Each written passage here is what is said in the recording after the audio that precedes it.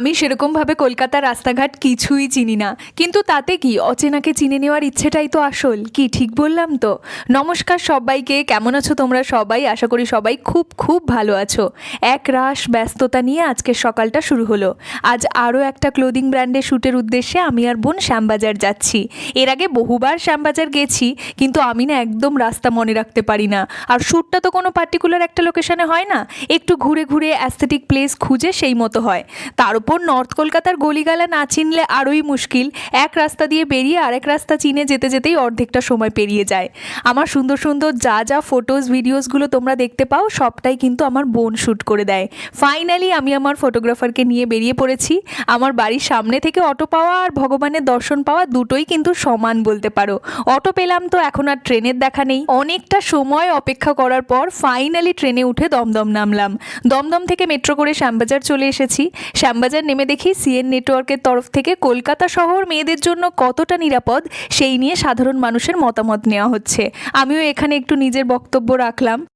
চলে এসেছি আমরা শ্যামবাজার, এখানেই শ্যুটটা করব। বেসিক্যালি কোনো লোকেশন আমি ভেবে আসিনি, শ্যামবাজার মানেই এখানে সেখানে অ্যাস্থেটিক গলি, তো শ্যুটটা শুরু করব। আমি এই ফোনেই যেহেতু শ্যুট ব্লগ দুটোই করব, তো হয়তো শ্যুটটা চলাকালীন আমি বিহাইন্ড দ্য সিন কিছু ক্যাপচার করতে পারবো না, তো যতটুকু সম্ভব ততটুকু তোমাদের সাথে আমি শেয়ার করব। এরপর আধা ঘন্টা ধরে এদিক ওদিক ঘোরাঘুরি করার পর ফাইনালি মনের মতো একটা লোকেশন পেয়েছি। আর আমি বাড়ি থেকে মেকআপ করেই এসেছি, তবে ট্রেন আর মেট্রোতে ভিড় ঠেলতে ঠেলতে সব প্রায় ঘেটে হয়ে গেছে, তাই হালকা একটু টাচ আপ করে নিলাম।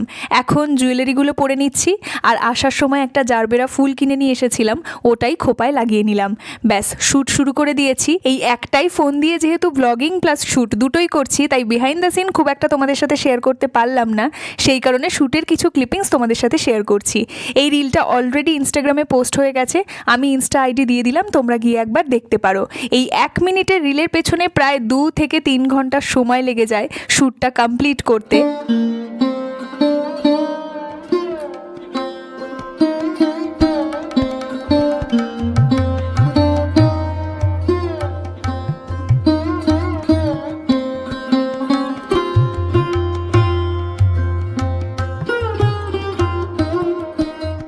ফাইনালি শ্যুট শেষ।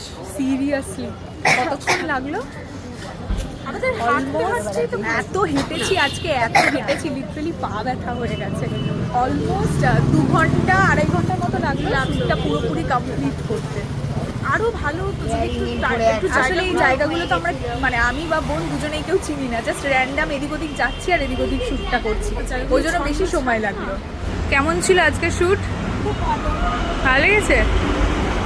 একটু কষ্ট হচ্ছে শুরুর দিকে একটা রোদের মধ্যে ঘুরতে, ব্যাপারটা ঠিক আছে। চল এখন আমরা টুকটাক একটু খাওয়া দাওয়া করবো, কারণ ভীষণ খিদে পেয়ে গেছে। 2-2.5 ঘন্টা ধরে এদিক ওদিক ছবি ভিডিও করতে করতে দুজনেই আমরা প্রচণ্ড টায়ার্ড। কিছু একটা খাবো। আজকে বেসলিন টেস্টি আচ্ছা, অনেকগুলো অ্যাক্সিডেন্ট হয়েছে। এরপর দুজনে মিলে মিয়া মোড়ে চলে এসেছি। টুকটাক খাওয়া দাওয়া করে এখন বাড়ি ফিরছি। সোদপুর নেমে পিঙ্কির সঙ্গে দেখা হয়ে গেল, ও এক্সাম দিয়ে বাড়ি ফিরছিল।